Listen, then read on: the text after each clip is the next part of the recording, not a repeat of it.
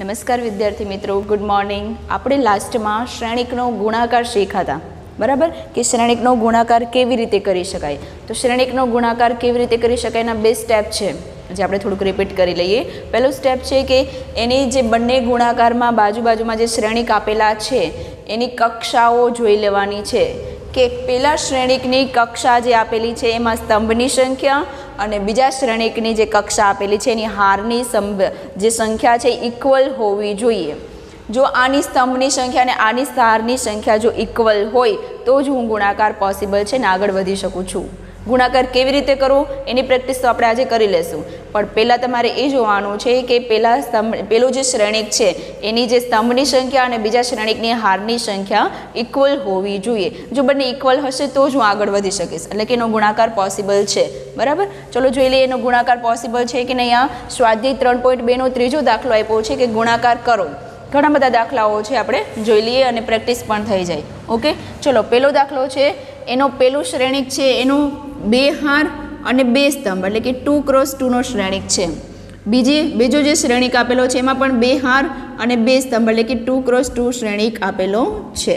ચલો હવે જોઈ લઈએ કે પેલા જે શ્રેણિક છે એના સ્તંભની સંખ્યા બીજા શ્રેણિકની હારની સંખ્યા બંને બરાબર છે, બંને ઇક્વલ છે. તેથી હું શું કહી શકીશ કે બંને શ્રેણિકનો ગુણાકાર પોસિબલ છે. ચલો ગુણાકાર કરીએ. આપણે ગુણાકાર કરવા માટે આપણે ખબર હોવી જોઈએ કે કેટલા કક્ષાનો શ્રેણિક મળવાનો છે. તો એ કેવી રીતે ખબર પડશે? આગળના 2 અને પાછળના જે 2 આપેલા છે બંને લઈશ એટલે મને આટલી કક્ષાનો ગુણાકાર મળશે. ચલો ગુણાકાર કરી લઈએ. આપણે શું કરશું? પેલી હારનો વારો પેલા સ્તંભ સાથે અને પછી બીજા સ્તંભ સાથે. ચલો પેલી હારનો વારો પેલા સ્તંભ સાથે, તો એ બંને ઘટકોનો પેલા ઘટક સાથે પેલા ઘટકનો ગુણાકાર પ્લસ બીજા ઘટક સાથે બીજા ઘટકનો ગુણાકાર અને પછી બંનેનો સરવાળો. પેલા ઘટકનો ગુણાકાર બીજા ઘટકનો ગુણાકાર પછી બંનેનો સરવાળો. બરાબર, ચલો બીજો ઘટક તો કે પેલી હારનો પેલા સ્તંભથી આપણે પેલો ઘટક મળ્યો. હવે પેલી હાર જ રાખવાની પણ સ્તંભ બીજો રાખવાનો. બરાબર, ચલો એનો ગુણાકાર કરીએ. a × -b એટલે -ab, b × a એટલે ab અને એ બંનેનો સરવાળો એટલે આપણે બીજો ઘટક મળી ગયો. બરાબર, ચલો હવે ત્રીજો, પેલી હારનો પેલા સ્તંભ હારેથી પેલો ઘટક મળ્યો, પેલી હારનો બીજા સ્તંભ સાથેથી બીજો ઘટક મળ્યો. હવે આપણે બીજો હારનો વારો લઈએ. બરાબર છે, તો બીજી હાર પેલો સ્તંભ, તો ચલો પેલા ઘટકનો ગુણાકાર એટલે -ab, બીજા ઘટકનો ગુણાકાર એટલે ab અને બંનેનો સરવાળો. ચલો હવે બીજી હાર બીજો સ્તંભ, તો પેલા ઘટકનો ગુણાકાર -b plus b², a × a એટલે a² અને એ બંનેનો સરવાળો. આ રીતે આપણે ગુણાકાર કરી શકીએ છીએ. બરાબર, પછી સાદરૂપ અપાતું હોય તો આપી દો, નહીં તો જે મળે આપણો ગુણાકારનો જવાબ. ચલો સાદરૂપ અહીંયા આપી શકાય છે. a² પ્લસ b², ab ઉડી ગયા 0, ab ઉડી ગયા 0, અહીંયા a² પ્લસ b². તો આ રીતે મને પહેલા શ્રેણિક અને બીજા શ્રેણિકનો ગુણાકાર કરતાં આ જવાબ મળ્યો છે. બરાબર, ચલો આગળ હજુ પણ જોઈ લઈએ. આપણે અહીંયા એક શ્રેણિક આપ્યો છે અને બીજા શ્રેણિકનો ગુણાકાર કરવાનો છે. તો ગુણાકાર માટે સૌથી પહેલાં આપણે જોશું કે એ કેટલી કક્ષાનો છે. ચલો 1 હાર 2 હાર ને 3 હાર અને એક સ્તંભ, એટલે કે 3 x 1 કક્ષાનો શ્રેણિક આપેલો છે. ચલો આ કેટલી હાર છે? એમાં એક જ હાર અને સ્તંભ કેટલા છે? 3, એટલે કે 1 x 3 કક્ષાનો શ્રેણિક આપેલો છે. ચલો હવે આપણે ગુણાકાર માટે કઈ શરત હોવી જોઈએ? પહેલા શ્રેણિકની સ્તંભની સંખ્યા બીજા શ્રેણિકની હારની સંખ્યા બંને ઇક્વલ હોવી જોઈએ તો જ ગુણાકાર પોસિબલ છે, શક્ય છે. બરાબર, ચલો બંને ઇક્વલ છે, 1 1 છે. ચલો એટલે આનો ગુણાકાર પોસિબલ છે, પણ ગુણાકાર કેટલી કક્ષાનો મળશે? તો કે પેલા શ્રેણિકની જે આગળનું છે એ અને બીજા શ્રેણિકનું જે પાછળનું છે એ, એટલે કે 3 x 3નો આપણે જે શ્રેણિકનો જવાબ મળશે. એટલે કે ટોટલ 9 ઘટકો, 3 તેરી 9 એટલે કે ટોટલ અંદર 9 ઘટકો મળવા જોઈએ. બરાબર, ચલો ચેક કરી લઈએ કેવી રીતે કરશું. પેલી હાર સાથે પેલો સ્તંભ, તો અને પછી બીજો સ્તંભ ને પછી ત્રીજો સ્તંભ, એટલે પેલા 3 ઘટક મળશે. પેલી હારના 3 ઘટકો મળશે. ચલો પેલી હાર અને પેલા સ્તંભનો બેયનો ગુણાકાર. અહીંયા સ્તંભમાં બીજા ઘટકો નથી નીચે, એટલે સરવાળો કરવાની કંઈ જરૂર છે નહીં. હજી એકવાર રિપીટ કરું છું. પેલી હાર અને પેલો સ્તંભ, એમાં બેયમાં એક જ ઘટક છે. તેથી બંનેનો ગુણાકાર ડાયરેક્ટ મૂકી દઉં છું. જો અહીંયા બીજા ઘટકો હોત આગળ અને અહીંયા નીચે, તો બધાના ઘટકોનો ગુણાકાર કરી અને હું સરવાળો લેત, જેમ અહીંયા કર્યું છે એમ કે પહેલા ઘટકનો પહેલા સાથે, બીજા ઘટકનો બીજા સાથે ગુણાકાર કરી અને આપણે સરવાળો લીધેલો છે. એવી જ રીતે પહેલા ઘટકનો પહેલા સાથે, આગળ અહીંયા બીજો ઘટક નથી ને નીચે અહીંયા બીજો ઘટક નથી, એટલે આપણે અહીંયા સરવાળો કરવાની જરૂર નથી. એક એક ઘટકનો ગુણાકાર કરીને મૂકી દો. ધ્યાન રાખજો ભૂલથી પણ સરવાળો ના કરતા કે 2 ને 1 3 એટલે 3 ઘટક મળ્યો. બરાબર છે. ગુણાકાર પહેલાં કરવાનો છે અને જો બીજા ઘટકો હોય તેનો સાથેનો સરવાળો કરવાનો છે. ઓકે, ચલો પહેલા હાર અને પહેલા સ્તંભથી પહેલો ઘટક મળી ગયો છે. હવે પહેલી હાર અને બીજો સ્તંભ, તો 3 1 3 એટલે આપણે પછીનો ઘટક પણ મળી ગયો. હવે પહેલી હાર ત્રીજો સ્તંભ એટલે 4 1 4 એનો પણ ઘટક મળી ગયો. અહીંયા હું સરવાળો કેમ નથી કરતી? સ્તંભમાં એક જ ઘટક છે, નીચે ઘટક આપેલા છે નહીં એટલા માટે. બરાબર. ચલો હવે બીજી હારનો વારો. બીજી હાર પહેલો સ્તંભ એટલે 2 દૂની 4, બીજી હાર બીજો સ્તંભ એટલે 2 તેરી 6, બીજી હાર ત્રીજો સ્તંભ એટલે 4 દૂની 8. બરાબર. ચલો હવે ત્રીજી હારનો વારો. ત્રીજી હાર પહેલો સ્તંભ એટલે 3 દૂની 6, ત્રીજી હાર એમ જ બીજો સ્તંભ એટલે 9, ત્રીજી હાર ત્રીજો સ્તંભ એટલે 3 ચોક 12. તો જુઓ 3 તેરી 9 એટલે કે 3 હાર અને 3 સ્તંભનો શ્રેણિક મને મળી ગયો ને. અહીંયા જે પેલા લખી લઈએ એ અહીંયા આટલા ઘટકો હોવા જોઈએ, એટલે કે 3 હાર હોવી જોઈએ. 1 2 અને 3 મળી ગઈ 3 હાર, 3 સ્તંભ મળવા જોઈએ. 1 2 અને 3 સ્તંભ મળી ગયા. તો આ રીતે તમે ગુણાકાર કરી શકો છો. ધ્યાન રાખવાનું છે, એકદમ ક્લિયરલી પરફેક્ટલી સમજવાનું છે. સમજમાં ના આવે તો વારંવાર વિડીયો જુઓ એટલે તમને સમજમાં આવી જશે અને પ્રેક્ટિસ કરશો એટલે દાખલાઓ થઈ જશે. બરાબર. આમાં આડાવડા ઘટકો લેવાની સંભાવના પૂરેપૂરી છે, 100% છે, 105% છે. જે વ્યવસ્થિત નહીં સમજે એ એક સાથે 3 લઈને અહીંયા મૂકશે અથવા એનો સરવાળો કરશે ગુણાકારની બદલે. બરાબર. ગુણાકાર કરીને પછી સરવાળો કરવાનો છે. અહીંયા મેં ગુણાકાર કરી નાખ્યો છે પણ સરવાળો કેમ ના કર્યો? કારણ કે એક જ ઘટક છે. સરવાળા માટે બીજા ઘટકો હોવા, સ્તંભમાં નીચે ઘટકો હોવા જોઈએ, જે અહીંયા છે નહીં. બરાબર. હારમાં પણ બીજા ઘટકો છે નહીં, એક જ ઘટક છે. હારમાં પણ એક ઘટક છે અને સ્તંભમાં પણ એક ઘટક છે, એટલે બંનેનો ગુણાકાર કરીને ડાયરેક્ટ મૂકી દીધું છે. ઓકે, ચલો આગળ જોઈ લઈએ આપણે. અહીંયા જે શ્રેણિક આપેલો છે એ 2 હાર અને 2 સ્તંભ છે. અહીંયા જે શ્રેણિક આપેલો છે એ પણ 2 હાર અને 2 સ્તંભ છે. તો ગુણાકારને શક્ય બનાવવા માટે જોવું પડશે કે આની સ્તંભની સંખ્યા અને આની હારની સંખ્યા સરખી છે, તો આનો ગુણાકાર શક્ય છે. ચલો ગુણાકાર શક્ય છે તો કેટલા ક્રોસનો એટલે કે કેટલી કક્ષાનો ગુણાકાર મળશે? તમને ગુણાકારનો જવાબ મળશે તો કે પહેલાનું પહેલું અને બીજાનું બીજું લઈ લો એટલે 2 ક્રોસ 2 કક્ષાનો તમને શ્રેણિક મળશે. બરાબર. ચલો જોઈ લઈએ આગળ કેવી રીતે ગુણાકાર કરશું. પહેલી હાર પહેલો સ્તંભ, બંનેના ઘટકો પહેલા ઘટકનો ગુણાકાર કરીને સરવાળો, તો 1 ગુણ્યા 1 એટલે 1 પ્લસ -2 ઇન્ટુ +2 એટલે -4. ચલો આ પહેલો ઘટક મને મળ્યો.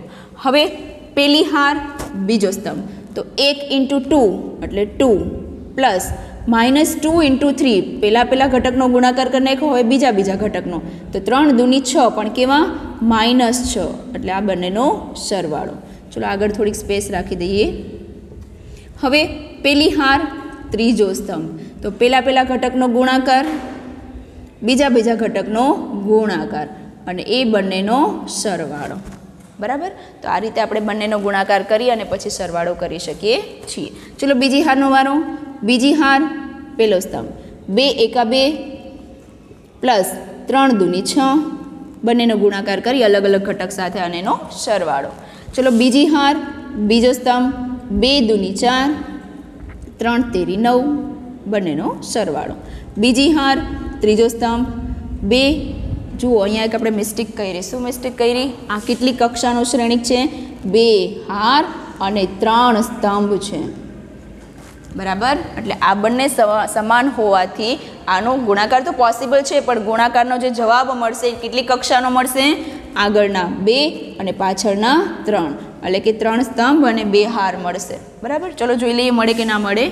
છેલ્લો ઘટક બીજો સ્તંભ, બીજી હાર ત્રીજો સ્તંભ, 3 દૂની 6 પ્લસ 3 1 3. ચલો પૂરું થઈ ગઈ. બીજી હાર પૂરી થઈ ગઈ એટલે આપણો ગુણાકાર સરવાળો પૂરો. હવે આપણે જવાબ મેળવી લઈએ.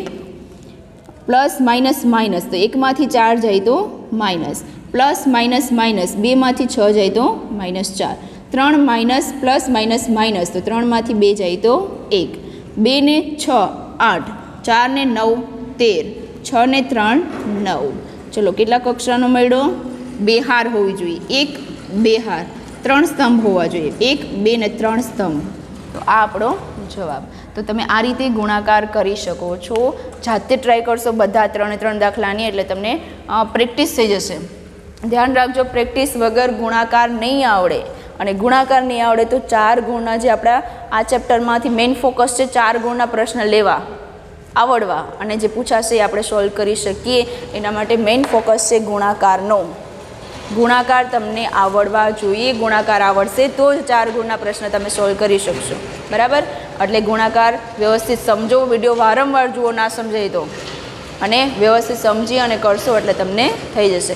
અને ધ્યાન રાખજો, મેક્સિમમ પ્રેક્ટિસ કરશો ત્યારે જ તમારો જવાબ સાચો પડશે, નહીં તો તમે આડાવડા ઘટકોનો ગુણાકારને સરવાળો કરી નાખશો ને તો તમારા આ જવાબ સાચા નહીં પડે, બરાબર?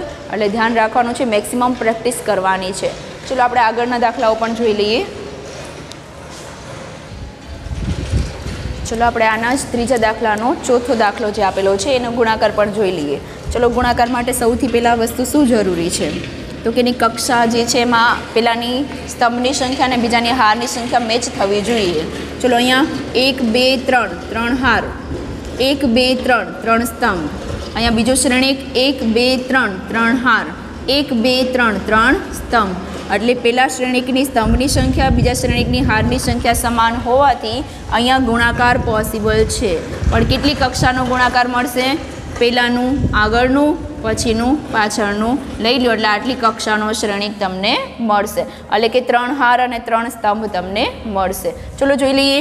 પહેલી હાર, પહેલો સ્તંભ, બધા પહેલા ઘટકો 2 × 1 2 પ્લસ 3 × 0 0 પ્લસ 4 × 3, જુઓ પહેલા ઘટક સાથે પહેલો, બીજા ઘટક સાથે બીજો ને ત્રીજા ઘટક સાથે ત્રીજો ગુણાકાર, તો 4 તેરી 12। ચલો પહેલો ઘટક આપણે મળી ગયો।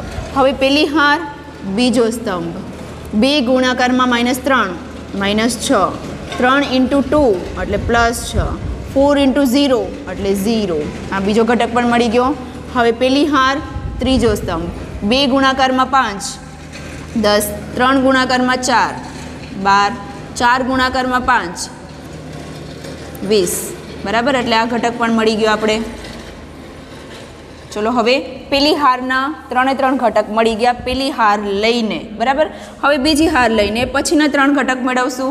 તો બીજી હાર, પેલો સ્તંભ, તો 3 × 1 3 પ્લસ 4 × 0 0, 5 × 3 15। જો ઘટક આડાવડા ના થાય તો આ રીતે હાથ અંક ઉપર, ઘટક ઉપર હાથ રાખીને આગળ હલશો એટલે ઘટકો આડાવડા નહીં થાય, ઓકે? ચલો પછીનો ઘટક, બીજી હાર, બીજો સ્તંભ, 3 × -3 -9, 4 × 2 +8, 4 દુની 8, 5 × 0 0। ચલો હવે બીજી હાર, ત્રીજો સ્તંભ, 3 × 5 15 પ્લસ 4 ચોકે 16 પ્લસ 5 × 5 25। ચલો ત્રીજો ઘટક પણ મળી ગયો। હવે ત્રીજી હાર, પહેલો સ્તંભ, 4 × 1 4, 5 × 0 0, 6 × 3 18। ચલો ત્રીજી હાર, બીજા સ્તંભનો વારો, તો 4 × 3 -3 એટલે -12, 5 × 2 +10, 6 × 0 0, બરાબર છે? ચલો હવે આગળ ત્રીજી હાર, ત્રીજો સ્તંભ, 4 × 5 20, 5 × 4 20, 6 × 5 30। ચલો બધા જ ઘટકો મળી ગયા આપણે। કેટલી કક્ષાઓ, કેટલી હાર ને કેટલા સ્તંભ મળ્યા? 1 2 ને 3, 1 2 ને 3, 3 હાર અને 3 સ્તંભ આપણે મળી ગયા। ચલો સરવાળો કરી નાખીએ। 12 ને 2 14, 6 6 કેન્સલ એટલે 0, 10 ને 12 22, 22 ને 20 42, આ 0 છે અને અહીંયા મળ્યા 10 20 30 40 ને 42। ચલો અહીંયા 15 ને 3 18, 9 માંથી 8 જાય તો -1, 15 10 20 30 40 50 ને 56, આનો સરવાળો થશે 56। ચલો 18 ને 4 22, 12માંથી 10 જાય તો -2, 20, 40 અને 30 એટલે 70. તો આપણે જે મળ્યો છે 3 હાર ને 3 સ્તંભ કક્ષાનો શ્રેણિક ગુણાકાર કરવાથી આટલો મળ્યો છે. બરાબર. ચલો હવે આની કક્ષા જોઈ લઈએ. 1 2 3, 3 હાર, 1 2 સ્તંભ, 1 2 2 હાર, 1 2 3, 3 સ્તંભ. ચલો પેલી હારની સ્તંભની સંખ્યા બીજા શ્રેણિકની, પેલા શ્રેણિકની સ્તંભની સંખ્યા બીજા શ્રેણિકની હારની સંખ્યા બંને ઇક્વલ હોવાથી આપણો ગુણાકાર પોસિબલ છે. તો કેટલી કક્ષાનો ગુણાકાર મળશે? 3 અને અહીંયાથી લેશું 3. બરાબર. ચલો જોઈ લઈએ. પેલી હાર પેલો સ્તંભ તો 2 × 1 2 પ્લસ 1 × -1 -1. ચલો પેલો ઘટક મળી ગયો. પેલી હાર બીજો સ્તંભ તો 2 × 0 0, 1 × 2 2. ત્રીજે હાર પેલી હાર ત્રીજો સ્તંભ 2 × 2 1 2, 1 × 1 1. બરાબર. ધ્યાન રાખજો આડાવડું ના થાય. બીજી હાર પેલો સ્તંભ 3 × 1 3 પ્લસ 2 × -1 -2. બીજી હાર બીજો સ્તંભ 3 × 0 0, 2 × 2 4. ચલો બીજી હાર ત્રીજો સ્તંભ 3 × 1 3, 2 × 1 2 × 1 2. ચલો હવે ત્રીજી હાર પેલો સ્તંભ -1 × 1 -1, 1 × -1 બેનો સરવાળો એટલે -1. ચલો ત્રીજી હાર બીજો સ્તંભ -1 0 એટલે 0 પ્લસ 1 × 2 2. ત્રીજી હાર ત્રીજો સ્તંભ -1 × 1 -1, 1 × 1 +1.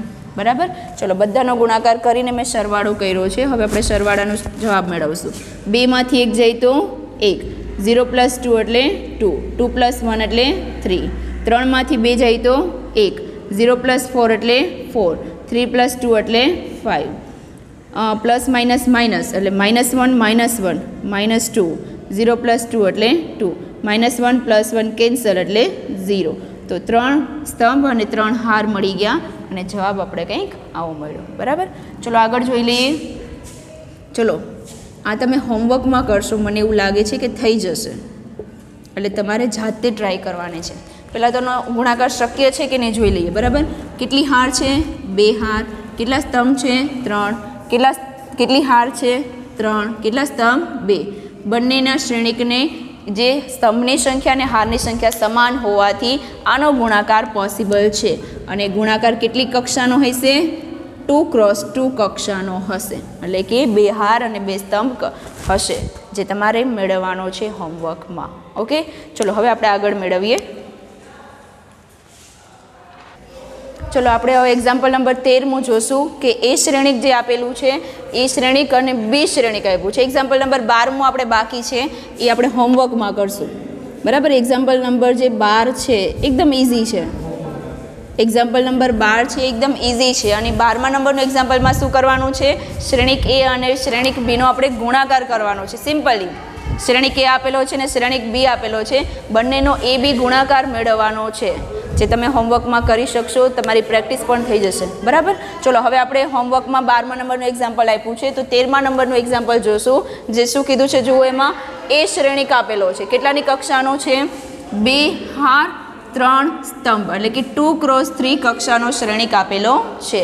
પછી બી શ્રેણિક આપેલો છે, એમાં 3 હાર અને 2 સ્તંભ, એટલે કે 3 × 2 કક્ષાનો શ્રેણિક આપેલો છે. તો એ બી અને બી એ શોધો. એટલે કે આપણે એ અને બીનો ગુણાકાર કરવાનો છે, પછી બી અને એનો ગુણાકાર કરવાનો છે. બંનેનો જવાબ જોઈને સાબિત કરવાનું છે કે બંને = નથી મળતું. જોઈ લઈએ. ચલો કે એ બી આપણે શું મળે અને પછી બી એ શું મળે. એ બી એટલે કે આપણે પહેલાં એ લખીશું, એ શ્રેણિક લખશું. બરાબર છે. અહીંયા આપણે જોવાનું છે કે એ અને બીનું ક્રમ આડાવડો કરું હું. પહેલાં એ લખું ને પછી પહેલાં બી લખું તો એનાથી જવાબમાં શું ફેર પડે એ આપણે અહીંયા સાબિત કરશું ઉદાહરણ સાથે. બરાબર. ચલો જોઈ લઈએ. પહેલાં એ બી મેળવશું એટલા માટે હું પહેલાં એ શ્રેણિક લખીશ. -2 2 3 5. ચલો કેટલી કક્ષાનો છે? 2 × 3 નો.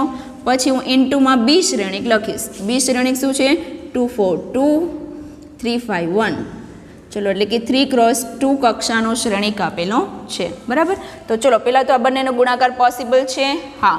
પહેલા શ્રેણિકની સ્તંભની સંખ્યા બીજા શ્રેણિકની હારની સંખ્યા બંને ઇક્વલ હોવાથી આનો ગુણાકાર પોસિબલ છે અને એના ગુણાકાર કરવાથી તમને 2 × 2 શ્રેણિક મળશે, 2 × 2 કક્ષાનો શ્રેણિક મળશે, બરાબર. ચલો જોઈ લઈએ. તો પેલી હાર પેલો સ્તંભ, ગુણાકાર પોસિબલ છે તો ગુણાકાર આપણે કરી નાખીએ. પેલી હાર પેલો સ્તંભ એટલે કે 1 × 2 એટલે 2 પ્લસ 2 × 4 એટલે -8 પ્લસ 3 × 2 એટલે 6. ચલો પેલો ઘટક મળી ગયો. હવે પેલી હાર બીજો સ્તંભ 1 × 3 3 પ્લસ 2 × 5 -10 3 × 1 પ્લસ 3, બરાબર. બીજો ઘટક પણ મળી ગયો. હવે પેલી હારનો પેલા સ્તંભ અને બીજા સ્તંભ સાથે વારો પૂરો થઈ ગયો. હવે બીજી હારનો વારો, બરાબર. એટલે બીજી હાર પેલો સ્તંભ એટલે -2 × 4 એટલે -8 પ્લસ 2 × 4 પ્લસ 8 5 × 2 એટલે +10. ચલો બધા ઘટકોનો અલગ અલગ ગુણાકાર કરી ઘટકો સાથેનો સરવાળો કરીએ. ચલો હવે બીજી હાર બીજો સ્તંભ 3 × 4 -12 2 × 5 +10 5 × 1 એટલે +5, બરાબર. તો આપણે આવું કંઈક શ્રેણિક મેળવો. ચલો એનું સાદરૂપ આપી નાખીએ. 2 માંથી 8 જાય તો -6 -6 + 6 એટલે 0. 3 માંથી 10 જાય તો -7 -7 + 3 એટલે -4. 8 8 બંને કેન્સલ તો શું વધ્યા 10. ચલો 12 માંથી 10 જાય તો -2 વધશે, -2 + 3 +5 એટલે +3. ચલો કંઈક 2 × 2 એટલે કે 2 હાર અને 2 સ્તંભનો કંઈક આવું શ્રેણિક મળ્યો આપણે એબીનો ગુણાકાર કરતા, એટલે એબીનો જવાબ મળ્યો મને આવો. હવે મારે શોધવાનું છે BA. તો BAમાં હું પહેલાં B શ્રેણિક લખીશ. આપણે એબીમાં પહેલાં મેં A શ્રેણિક લખ્યું હતું, BAમાં હું પહેલાં B શ્રેણિક લખીશ. ચલો B શ્રેણિક છે 2 4 2 3 5 1 અને પછી હું A શ્રેણિક લખીશ. A શ્રેણિક એટલે શું? 1 -2 3 -4 2 5. ચલો B શ્રેણિક લખ્યું. હવે તો કે પહેલાં તો ચેક કરી લઈએ કે આનો ગુણાકાર પોસિબલ છે કે નહીં, એટલે કે શક્ય છે કે નહીં. તો ચલો આની કક્ષા કેટલી થશે? 3 હાર અને 2 સ્તંભ એટલે કે 3 × 2. પછી આની કક્ષા કેટલી છે? 2 હાર અને 3 સ્તંભ. ચલો તો પેલા શ્રેણિકની સ્તંભની સંખ્યા બીજા શ્રેણિકની હારની સંખ્યા સમાન હોય તો જ હું એનો ગુણાકાર પોસિબલ થશે, શક્ય થશે, કરી શકીશ, બરાબર. ચલો કેટલી કક્ષાનો ગુણાકાર મળશે? 3 × 3 એટલે કે પહેલાંનું પેલું અને પછી બીજાનું પાછળનું લઈ અને હું ગુણાકાર કરી શકું છું, બરાબર. ચલો 3 × 3 એટલે કે 3 હાર ને 3 સ્તંભ મળશે. આપણે જોઈ લઈએ કેટલા મળે. પેલી હાર પેલો સ્તંભ એટલે કે પેલા ઘટક એટલે કે 2 × 1 એટલે 2 પ્લસ 3 × -4 એટલે -12. પેલો ઘટક મળી ગયો આપણે, બરાબર.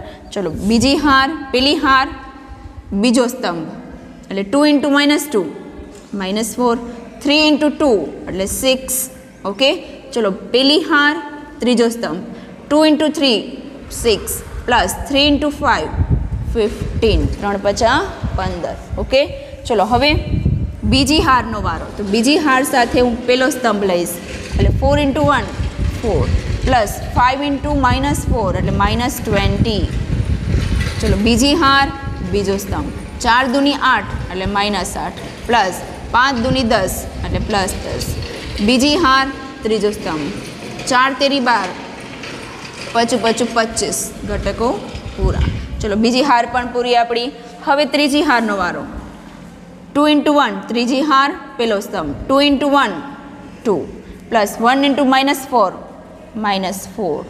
ચલો ત્રીજી હાર બીજો સ્તંભ 2 × -2 -4 1 × 2 +2. ચલો ત્રીજી હાર ત્રીજો સ્તંભ 3 × 2 = 6 પ્લસ 5 × 1 એટલે 5. ચલો આપણે મળ્યો શ્રેણિકનો જવાબ જોઈ લઈએ કે શું મળે. મેં સરવાળો ગુણાકાર કરી નાખ્યો છે. હવે એનું સોલ્યુશન કરીએ, સાદરૂપ આપીએ એટલે આપણે શ્રેણિકનો ગુણાકાર મળી જશે. 2 માંથી -12 જાય -10, 4 માંથી 6 6 માંથી 4 જાય +2, 15 ને 6 21, 4 -20 એટલે -16, -8 + 10 એટલે 2, 12 25 37, 2 માંથી 4 જાય -2, 4 માંથી 2 જાય -2, 6 ને 5 11. ચલો તો 3 × 3 મને આવો શ્રેણિક કંઈક મળ્યો. ચલો એ બી શોધવાનું હતું, શોધાઈ ગયું. બી એ શોધવાનું હતું, એ મેળવી લીધું. હવે સાબિત કરો કે એ બી નોટ ઇક્વલ ટુ બી એ, એટલે કે એ બીનો જે જવાબ આવ્યો છે એ બી એના જવાબ સાથે મેચ થતો નથી. જુઓ એ બીનો જે જવાબ છે 2 × 2નો છે, કક્ષાવાળો શ્રેણિક છે, અને બીનો જે જવાબ છે એ 3 × 3 કક્ષાવાળો શ્રેણિક છે. કક્ષા જ મેચ નથી થતી. જો કક્ષા મેચ થાય તો હું અંદર ઘટકો જોઉં કે સમાન છે કે નહીં, તો હું કહી શકું કે એ બી બરાબર બી એ સમાન હોય તો. પણ અહીંયા તો કક્ષા જ મેચ નથી થતી. અહીંયા આપણે જે શોધવાનું છે, શું શોધવાનું છે? એ બી નોટ ઇક્વલ ટુ બી એ સાબિત કરવાનું છે. પણ નોટ ઇક્વલ ટુ એટલે કે સમાન નથી. તો બંને શ્રેણિક સમાન નથી. એના માટે પહેલાં કક્ષા, જો સમાન હોય તો એના માટે પહેલાં કક્ષા સમાન કરવી પડે. અહીંયા કક્ષા જ સમાન નથી, તેથી હું કહી શકું કે બંને સમાન, બંનેનો જવાબ છે એ આપણે સમાન મળે તો નથી, ઇક્વલ ટુ મળતો નથી, જે આપણે અહીંયા સાબિત કર્યું છે. એ બીનો જવાબ છે, બી એનો જવાબ જોઈને હું કહી શકું કે એ બી નોટ ઇક્વલ ટુ બી એ સાબિત થાય છે. ચલો આના પરથી હું એક કન્ક્લુઝન કાઢી શકું છું, એક નિર્ણય લઈ શકું છું કે એ બી નોટ ઇક્વલ ટુ બી એ એટલે કે અહીંયા એ પહેલાં રાખવું કે બી પહેલાં રાખવું, એનાથી ફેર પડશે. સરવાળામાં કેમ આપણે કંઈ ફેર ના પડતો? કે તમે એ પ્લસ બી કરો કે બી પ્લસ એ કરો, બંનેનો જવાબ કેવો આવતો? સમાન આવતો. પણ અહીંયા ગુણાકારમાં, સરવાળામાં પોસિબલ હતું કે ક્રમનો નિયમ છે એનું પાલન થતું, પાલન ના થતું, કે તમે અહીંયા ક્રમનું નિયમનું પાલન થતું કે તમે ક્રમનું મહત્ત્વ નથી. અહીંયા તમે એ પહેલાં રાખો કે બી પહેલાં રાખો, બંનેનો સરવાળાનો જવાબ સેમ આવશે. પણ અહીંયા તમે જોઈ શકો છો કે અહીંયા એ અને બીનો ગુણાકાર જે કરો કે પછી ક્રમ આડાવડો કરીને ગુણાકાર કરો, એ બંનેનો ગુણાકાર સમાન આવતો નથી. એટલે અહીંયા ક્રમના નિયમનું પાલન થતું નથી. ચલો તો આ દાખલા પરથી મને એક ગુણધર્મ મળી ગયો શ્રેણિકના ગુણાકારનો. તો શ્રેણિકના ગુણાકારનો એક ગુણધર્મ એ છે કે ક્રમના નિયમનું પાલન થતું નથી. એટલે કે તમે એ પહેલાં રાખો કે બી પહેલાં રાખો, એના પર ડિપેન્ડ છે ગુણાકારનો જવાબ, અને બંનેના ગુણાકારના જવાબ અલગ આવશે. પહેલાં એ રાખવાથી પણ અલગ જવાબ મળશે ને પહેલાં બી રાખવાથી પણ અલગ જવાબ રાખશે. ક્યારેય એવું પોસિબલ નથી. અમુક દાખલાઓમાં પોસિબલ હશે પણ ખરી. એ ડિપેન્ડ છે રકમ તમારું શ્રેણિક કેવા આપેલા છે. રકમમાં જે તમને શ્રેણિક આપેલા છે એ કેવા આપેલા છે એના ઉપર ડિપેન્ડ છે. એટલે અહીંયા હું વાક્ય બનાવી શકું છું કે એ બી અને બી એટલે કે ક્રમ આડાવડા કરવાથી બંને સમાન મળી પણ શકે અને ના પણ મળી શકે. એટલે કે અહીંયા ક્રમના નિયમનું પાલન થાય એવું જરૂરી નથી. કેમ? કારણ કે ડિપેન્ડ છે કે એ અને બી શ્રેણિક તમને કેવા આપેલા છે. અહીંયા જે આપેલા છે એમાં આનું પાલન થતું નથી. પણ અમુક શ્રેણિક જે છે એમાં બંનેનું એ બી બરાબર ને બી એ બરાબર બંનેનો જવાબ સરખો મળે છે. એટલે કે પહેલાં એ રાખો કે પછી બી રાખો, પહેલાં ગમે તેનો જવાબ તમને સમાન મળશે. પણ બધા માટે જરૂરી નથી. અપવાદ એવા અમુક હોય, એ શ્રેણિક અને બી શ્રેણિક જેનું તમે ક્રમ આડાવડો કરો તો પણ ગુણાકારના જવાબમાં કંઈ ફેર પડશે નહીં. એ અપવાદ અમુક શ્રેણિક હોય, ધ્યાન રાખજો. બાકી બધા શ્રેણિક માટે તમારે ક્રમનો નિયમનું પાલન થશે નહીં. તમે આગળ એ શ્રેણિક રાખો કે બી શ્રેણિક રાખો, એ તમારે ધ્યાનથી વ્યવસ્થિત જોઈ અને એનો ગુણાકાર કરશો એટલે તમારો સમાન ગુણાકાર મળશે નહીં. બરાબર? ચલો આગળનો જોઈ લઈએ દાખલો. ચલો જે આપણે એક્ઝામ્પલ હમણાં જોયું એના પરથી આપણે ગુણાકારના ગુણધર્મ પણ જોડે જોડે જોઈ લઈએ છીએ. પહેલો ગુણધર્મ છે ક્રમના નિયમનું, જે હમણાં જ આપણે જોયું છે, પાલન થતું નથી. પાલન થતું નથી એટલે એનો મિનિંગ કે એ બી મેળવો કે બી એ મેળવો, એ બંનેનો જવાબ સમાન મળતો નથી. પણ એ અમુક શ્રેણિક માટે પોસિબલ નથી. જેમ કે વિકર્ણ શ્રેણિક તમને આપેલા હોય, બરાબર છે, કે સમાન કક્ષાના હોવા જોઈએ. પાછા સમાન કક્ષાના વિકર્ણ શ્રેણિક આપેલા હોય, વિકર્ણ શ્રેણિક માટે એ બી બરાબર બી એ થાય છે. આ એક જ માટે થાય છે, બીજા કોઈ પણ માટે નહીં. ધ્યાન રાખજો. સમાન કક્ષાના વિકર્ણ શ્રેણિક માટે જ તમે એ બીનો ગુણાકાર કે બી એનો ગુણાકાર મેળવશો, બંને સમાન મળશે. પણ બીજા કોઈ પણ કક્ષાના શ્રેણિક માટે આ પોસિબલ નથી, એટલે કે ક્રમનો નિયમ મહત્વનો ક્રમના નિયમનું પાલન થતું નથી. બરાબર. ચલો બીજો નિયમ છે જૂથનો નિયમ. આનું એક્ઝામ્પલ તમે તમારી જાતે લઈ શકો છો. સમાન કક્ષાનો વિકર્ણ લઈ અને તમે ચેક કરી શકો છો કે એનો AB શું મળે છે અને BA શું મળે છે. ઓકે, ચલો જૂથનો નિયમ. જૂથનો નિયમ શું કહેવા માંગે છે કે 3 આપણી પાસે શ્રેણિક ગુણાકારમાં છે, તેનું જૂથ બનાવી કોનું જૂથ બનાવીને હું ગુણાકાર કરું જેથી એનો જવાબ 1 મળે. તો પહેલાં હું આ બંનેનો ગુણાકાર કરી નાખું, પછી એનો જે જવાબ મળે એનો C સાથે હું ગુણાકાર કરું, અથવા પહેલાં હું B અને C નો ગુણાકાર કરી નાખું અને એનો જે ગુણાકારનો જે જવાબ મળે એનો ગુણાકાર A સાથે કરું તો બંને સમાન મળશે. ક્રમ આડાવડા ના થવા જોઈએ, એટલે કે A અહીંયા જ રહેવો જોઈએ, B અહીંયા રહેવું જોઈએ, C અહીંયા રહેવું જોઈએ, એટલે કે આનો બેનો જે ગુણાકાર મળે A અને C આ બંનેના ક્રમ આડાવડા થવા જોઈએ નહીં. જો ક્રમ આડાવડા થશે તો જૂથનો નિયમ પણ લાગુ નહીં પડે. એટલે કે ત્રણેય શ્રેણિક પોતાની જગ્યાએ રાખી ખાલી જૂથ બદલાવાનું છે કે પહેલાં હું ABનું જૂથ બનાવું અને પછી C સાથેનો ગુણાકાર કરું, અથવા પહેલાં હું BCનું જૂથ બનાવીને પછી એનો A સાથેનો ગુણાકાર કરું. બંનેના ગુણાકારનો જવાબ સમાન આવશે. ઓકે, ચલો પછી ત્રીજો નિયમ છે વિભાજનનો નિયમ. વિભાજનનો નિયમ. વિભાજનનો નિયમ એટલે શું?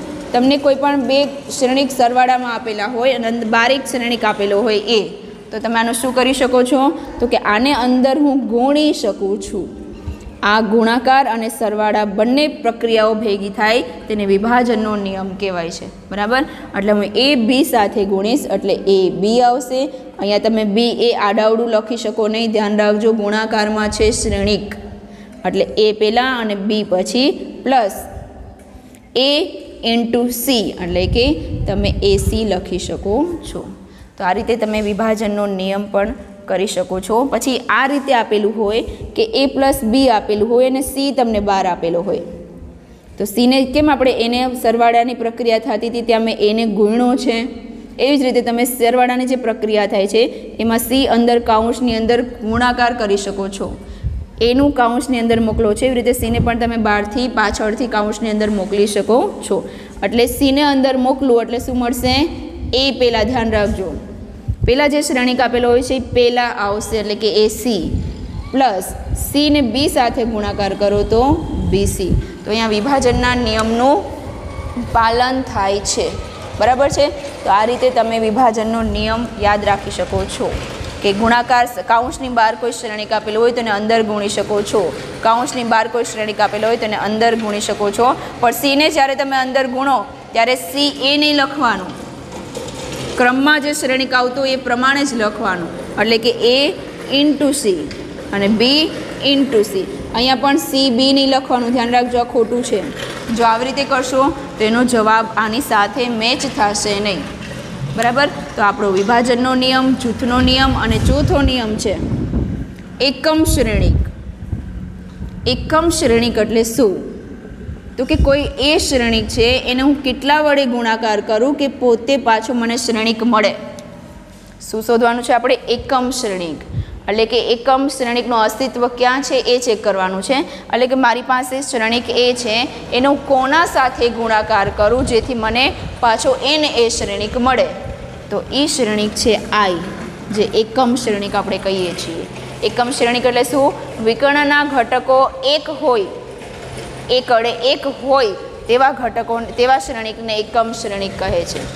જે શ્રેણિકના વિકર્ણના ઘટકો, જે શ્રેણિકના વિકર્ણના ઘટકો એક હોય, વિકર્ણના ઘટકો એટલે વિકર્ણ શ્રેણિક હોય, એટલે કે એના સિવાયના બાકી શૂન્ય હશે, પણ વિકર્ણના ઘટકો એક હોય તેને એકમ શ્રેણિક કહેવાય. તો એકમ શ્રેણિકનો એ સાથે હું ગુણાકાર કરીશ એટલે મને પોતે શ્રેણિક મળશે. તો આ આપણે જોયા શ્રેણિકના ગુણાકારના જે ગુણધર્મ આપેલા છે એ. બરાબર. આના પરથી આપણે થોડાક દાખલા આજે હોમવર્કમાં મેં તમને 2-3 વચ્ચે આપેલું છે. એક્ઝામ્પલ નંબર 12 અને સ્વાધ્યાય 3.2નો ત્રીજાનો છેલ્લો દાખલો. તો આટલા તમારે જે હોમવર્કમાં કરવાના છે ને બાકી જે મેં કરાવેલા છે આજે એની ગુણાકારની એ જ દાખલાઓની આપણે જે બોર્ડવર્ક કર્યું છે આજે એ જ દાખલાઓની તમારે મેક્સિમમ પ્રેક્ટિસ કરવાની છે, જેથી તમને ગુણાકાર પરફેક્ટ કરતા આવડી જાય અને 4 ગુણના પ્રશ્ન, 4 ગુણના જે દાખલાઓ છે આપણી પાસે એમાં તમને કોઈ પ્રશ્ન ના થાય. બરાબર. બાકી ગુણાકાર કરવામાં કંઈ પ્રશ્ન થતો હોય તો પૂછી શકો છો. ચલો ઓકે, થેન્ક યુ.